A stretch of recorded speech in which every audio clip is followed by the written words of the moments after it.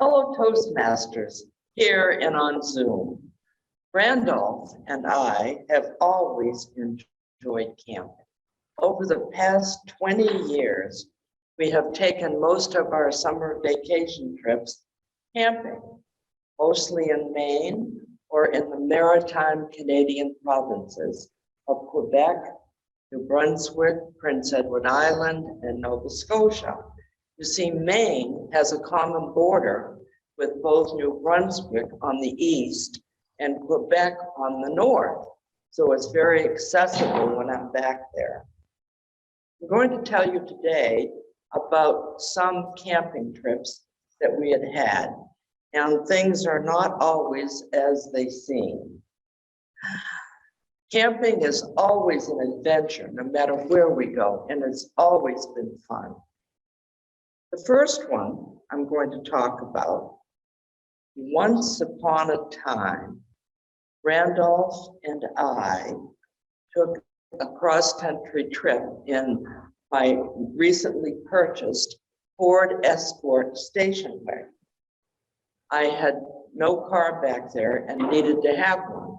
And I went to lunch with a friend, and his mother had just passed, and he said he had to sell a Ford Escort station wagon soon.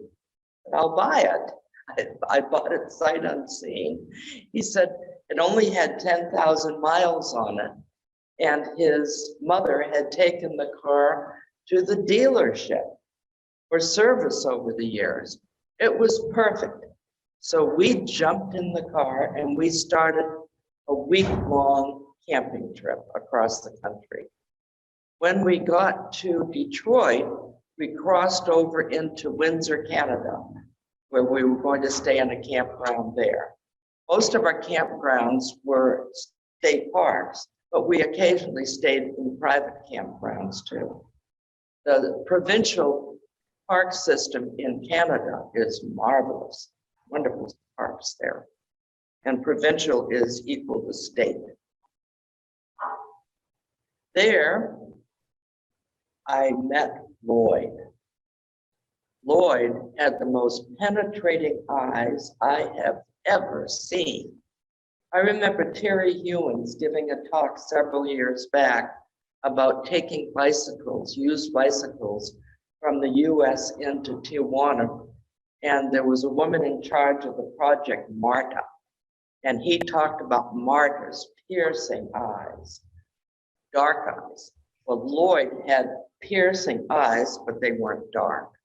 And Lloyd never took us out of his line of vision while he continued to work. It was just amazing. You see, Randolph had booked us on a sheep farm in Windsor, and Lloyd the llama was the protector of the sheep. He was great. He just continued to do his job and watch over everything. It was interesting to me that when I thought about trips and what was memorable, that both Randolph and I had Lloyd that came to the forefront. So Lloyd the llama, piercing stare. I didn't know that llamas were sheepdogs, but I guess that they are. The next trip that I'm going to talk about back in time was in the early 70s. My daughter and I were going to take a cross-country trip from San Diego to Maine and also camp out. And I had this wonderful tent. It was a thermos pop-up canvas tent, and you just had to take it out of the bag and sort of spread it out, and then you pushed on a pole, and it magically became the tent. I could take that tent down in 8 minutes, but I could put it up in 5 minutes. It was great. So the second night out, we encountered a horrendous rainstorm. Have you ever camped in a rainstorm? It's terrible. And a canvas tent doesn't do well the next day. It was soaked. We were going to head to Colorado, and I had learned to ski in Aspen several years before. So I went to Aspen because I knew Aspen. And we stayed at the old Hotel Jerome, which is a hotel that is turn of the century, huge and huge rooms. I needed to dry the tent out. And so I set up the tent in the room.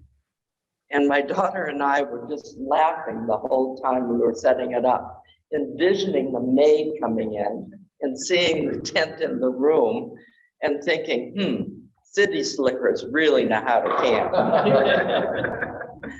But it did dry out. And we continued on our trip, and there was no other rainstorm that we encountered. I don't think I could have put up a tent in most hotel rooms, by the way. The last vignette that I'm going to talk about occurred in New Brunswick. Randolph and I, as I said, took various trips from Maine into Canada. And we stayed at a campground, which was a private campground. And camping in New Brunswick is beautiful because it's a very sparsely populated province. And it's also reported to be the poorest province. There's just not a lot of industry nor big cities or towns. We put up the tent, or actually Randolph put up the tent since we had another tent. I didn't put it up. And the next morning, I came back from the bathroom and Randolph congratulated me on taking the tent down. And I looked at him, take the tent down? I don't know how to do that. And we were mystified. We couldn't figure out what happened to our tent. We thought somebody had stolen it. So we went to the camp manager and he had a little golf cart. He said, get in. So we didn't know what we were going to do, but we jumped in the golf cart because we needed to find our tent. And he drove around all the time looking up at the sky. I thought, this guy is weird. And so then he emitted this yell and he pointed.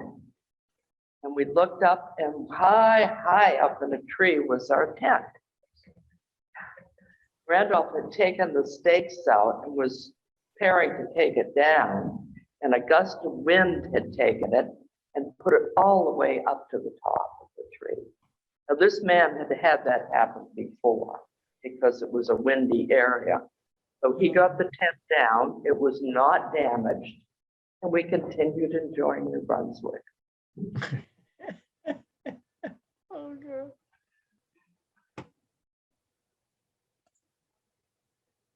We don't camp out anymore. It became too difficult for me to unzip my bag, crawl over Randolph, unzip the tent, unzip the fly, find my shoes outside, and in the freezing cold, go to the bathroom. It is so much more civilized for me to stay in a bed and breakfast. I don't have to take all this stuff with me. And in Canada, bed and breakfast, and most of the places that we've been, are beautiful old Victorian homes that have been restored. And the breakfasts are marvelous. So over the past 5 years, when we've traveled, we've stayed in bed and breakfast. I like that. Do I miss camping? No, because I have a lot of the same adventures, and we've actually met a lot more people in a bed and breakfast because it's a very close environment. So I have talked with you about some things that were unexpected from my camping travels, all different. Every single time it's different and all wonderful. And I hope this year, when I go back to Maine with Randolph, that we'll be able to go into Canada because the border's been closed for the last couple of years and enjoy some more bed and breakfast. Back to you, Madam.